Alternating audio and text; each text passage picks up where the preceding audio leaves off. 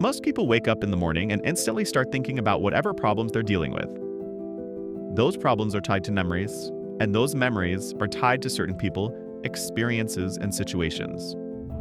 In a way, your mind becomes like an old cassette player that keeps replaying the same track every single day. So if your mind is constantly reliving the past, the moment you open your eyes, you're already mentally and emotionally back in yesterday. Every memory carries an emotion with it, and those emotions usually come from things we've gone through before. So the moment you start remembering the issues you've had, you automatically slip into feeling sad, irritated, or hurt. The way you think and the way you feel create your overall state of being, basically who you are. And if your emotional state is rooted in the past, and eventually your past becomes your future. Take a simple example. Maybe something made you angry yesterday. The next morning you wake up and think about it again, and the anger comes right back. If this happens for a couple of days, people will say you're having a rough week. If it continues for a week or more, people will say you're in a bad mood. And if you repeat it long enough, that anger becomes part of your personality.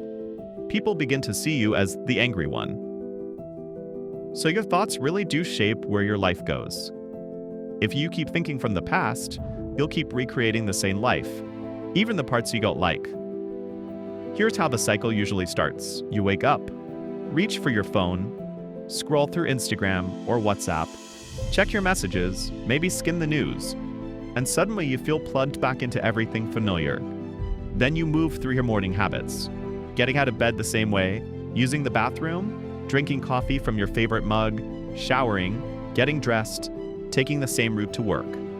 At work, you see the same people triggering the same emotional reactions. You finish your day, rush home, and then repeat everything again tomorrow. Eventually, this routine becomes a program. It starts running your life automatically. At that point, your free will takes a back seat. You're no longer consciously steering your day, your subconscious habits are. By the time most people reach their mid-30s, about 95% of who they are is made up of learned behaviors, emotional reactions, fixed beliefs, habits, and patterns that function like a script. So yes, consciously you might say, I want to be healthier, happier, and free, but your body is following a much stronger, deeply programmed routine. It's like putting someone who barely exercises up against a professional powerlifter. They're not evenly matched. That's why change feels so difficult, and why we slip right back into old patterns. So how do you actually break the cycle? You have to get beyond the analytical part of your mind, the part that separates your conscious thoughts from your subconscious programming. And this is where meditation becomes extremely powerful. Through meditation, you can slow down your brainwaves and slip into the operating system where real change begins. Most people don't change until something dramatic happens, a crisis, a loss, or a diagnosis. But Joe Dispenza's message is simple. Why wait? You can evolve through pain, or you can evolve through joy and inspiration. Most people spend a huge portion of their life stuck in survival mode, constantly stressed and anticipating the worst based on past experiences. They keep picking the same negative outcomes from a whole universe of possibilities, as if flipping through a giant menu of choices and always choosing the worst option. Here's why.